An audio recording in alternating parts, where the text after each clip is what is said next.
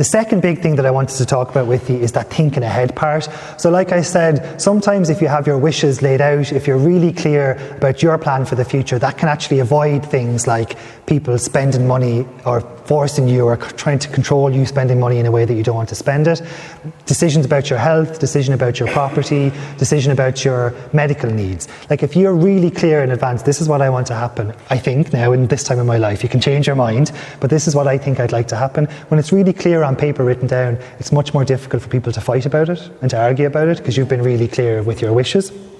So I want to talk to you a little bit about future planning and just easy, again, that plain English, simple way to understand it, because the law, the support around it is really complicated. If you've read any of those legal documents, your mind would be boggled.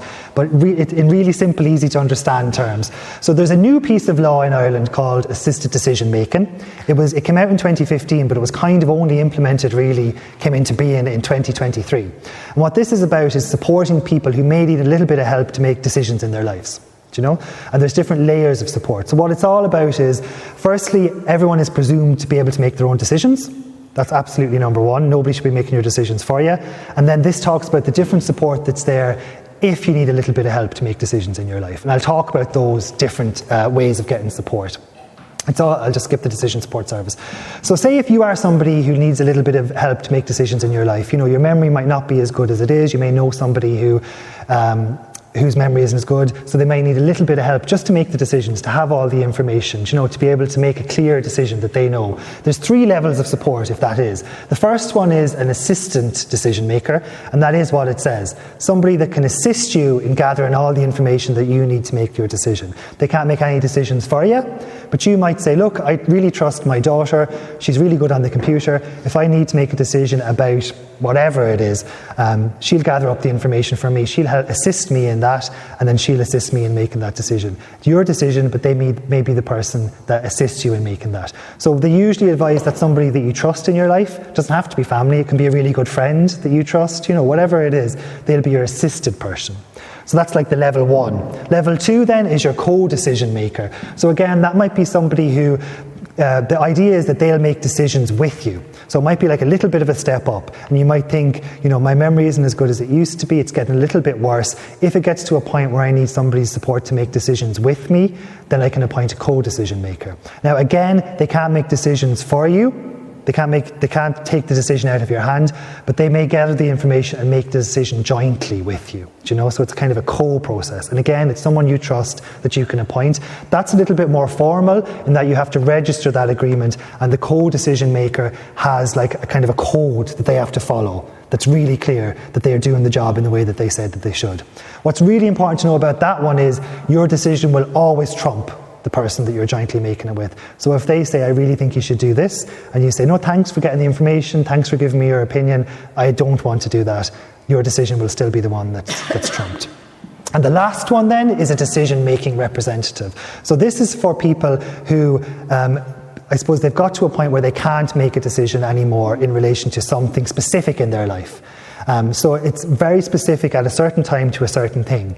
So it might be for whatever reason somebody just maybe in relation to finances, you know, you've reached a point where you're just not able to maybe do the things that you wanted to do, remember, plan, understand in the way that you used to. Sometimes you can do a specific assessment around that. It's called a functional capacity assessment, and if that finds that you or anybody needs a bit more help and needs somebody to do those decisions for them, that actually goes to a decision-making representative. But that's a legal arrangement, and it's only put in place in really specific circumstances under a court order. Okay, so that's like kind of the extreme end, and it's the reason why it goes to court is because it's so specific. So I'll give an order to say this person makes decisions for this person, very specific to their finances, because they have been found not to have functional capacity really specific to that. But they might have complete capacity over where they want to live, who they want to see. You know, it's not completely taking decisions. It's really specific to certain things. Again, a decision-making representative can be a family member or someone you trust, or for people who may just not have that person in their lives, there is a big panel of people who do that for them. So if you go to the court for that, they can appoint a decision-making representative. So look, it's loads of information you may not need to know, but just for you to know the layers of decision support. It's assistant, co-joint decision maker, and then for really specific decisions, sometimes there's a decision-making representative put in place. If you want to ask questions about that afterwards, no problem at all. The two things for planning ahead then that we always talk about are enduring power of attorney and advanced healthcare directives. And I know they sound complicated, but that's why we've bought our Think Ahead pack. So there's a really useful Think Ahead pack. It's published by the Irish Hospice Foundation, and they have two little booklets. One is about your advanced healthcare directives, and the other one is about your personal wishes for the future, which could inform your enduring power of attorney. The big difference really, it sounds more complicated than it is.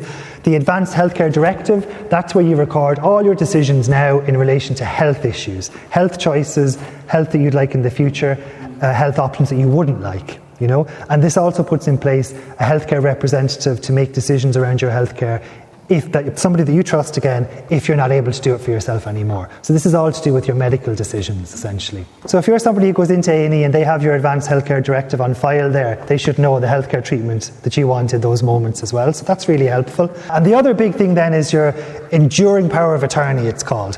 And just for you to simply know what that is, this covers your property and your affairs that way, and also personal choices like where you want to live, how you want to be cared for. So right now, any of us could make what's called an enduring power of attorney arrangement, and that kind of says, look, in the future, I'd like for my property to be managed like this, or I'd like my welfare to be managed like this, and if I lose my ability to make decisions around that, this is the person that I would appoint to help and make those decisions for me.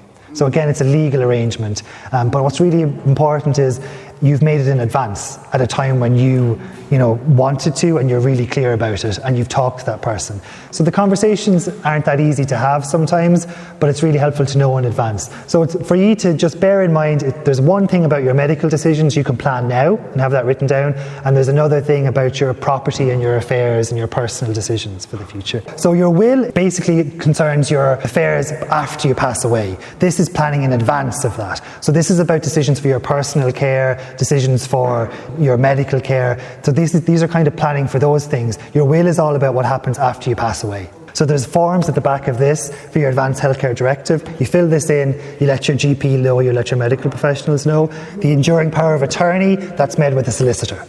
So there's a form for that too. The forms for everything. So there are arrangements where carers can live in with people and support them, but it kind of depends on their medical needs. I'm really conscious of our time. I don't want to take up other people's time, so I'm going to just fly through a little bit more if that's okay, and I leave the information then to come back. So this is the pack, like I said, that covers all the information about planning ahead. So it's a really good idea to get this. We don't have much of them because they're like gold dust, because you can imagine everybody wants one, but they're called the Thinking Ahead Planning Pack, and I don't know if Mary, we left a few with you, if there's more around, but you can get them online. If you need a bit of help getting online and print it off, anything is gone. So people love this, and we don't even have a whole pile of them left either, but Thinking Ahead Planning Packs, it's a really good idea because it's just a simple way of doing it in the future. I had cases, but I'm not going to go through them because I just have to run out of time a little bit, specific cases, but if anyone wants more information, the easiest way is to just ring our free phone number. So just to give you that again, 0818 101 101. That's our free phone number. And myself is kind of the safeguarding side, and Gemma is the planning ahead side, so we can give you advice or support.